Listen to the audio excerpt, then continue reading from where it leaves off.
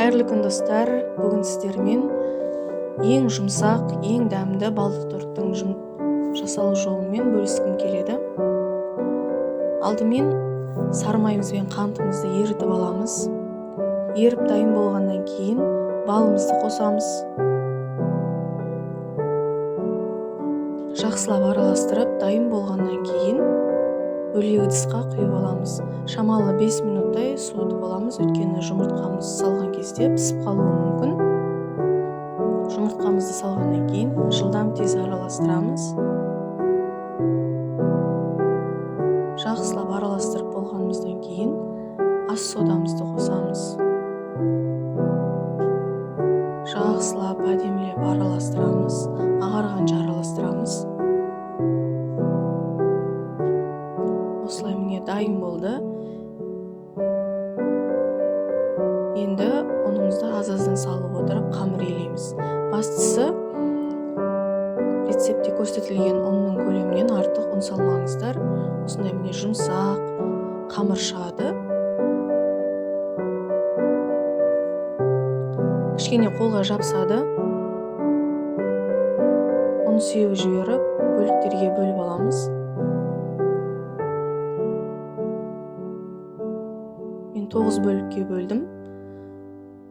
Мен пергамент қағазына оңай болу үшін кішкене ұн сеуіп жайып алдым, жұқа етіп жайдым. Бастысы дөңгелек етіп жаюдың қажеті жоқ, өйткені піскеннен кейін дөңгелек формаға салып кесіп аламыз. Шанышқының көмегімен осылай тесіп аламыз. Пештен пісіп шыққаннан кейін ыстықтай кесіп аламыз, өйткені суығаннан кейін кесуі қиын болып қалады. Жан-жағындағысын әсемдеу үшін алып қаламыз. Енді кремін дайындаймыз. Мен вареная сгущенка мен сары майды араластырып крем дайындап алдым. Өздеріңіз қалауыңызша клеймен де жасасаңыздар болады. Қайнатпалы креммен де тортты жинауға болады.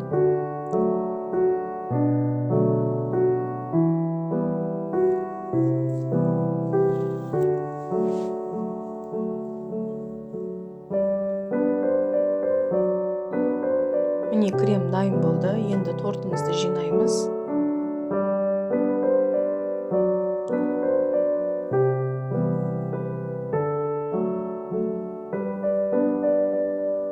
Мен 22 сантиметрлік формада салып жинадым. 2 қасықтан салып отырып, осылай жағып, тортты әдемілеп жинап алдым.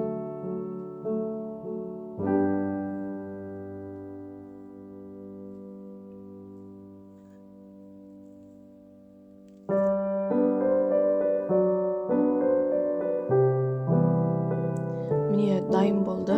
Енді формамызды шешіп аламыз. Жаңағы алып қойған жанындағы піскен торттың жан-жағындағысын осылай блендердің көмегімен ұсақтап аламыз. Тортты әсемдейміз. Мен классикалық түрде әсемдедім.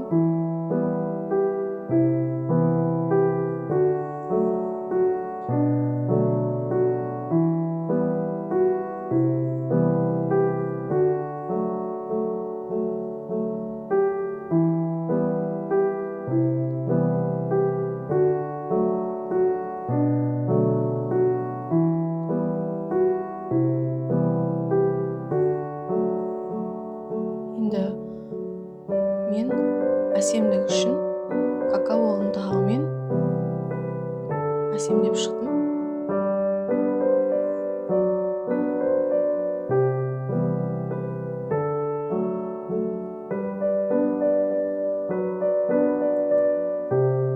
Міне тортымыз дайын болды. 2 сағат тоңазытқышқа салып қойыңыз. Одан да көп салсаңыздар өте жұмсақ әрі дәмді болып шығады. Мен 2 сағат салдым, соның өзінде жұмсақ болып дайын болып шықты. Жасап көріңіздер, сіздерге ұнайды. Сіздермен болған айзада каналға тіркеліп, лайк басып, комментарий жазуды ұмытпаңыздар.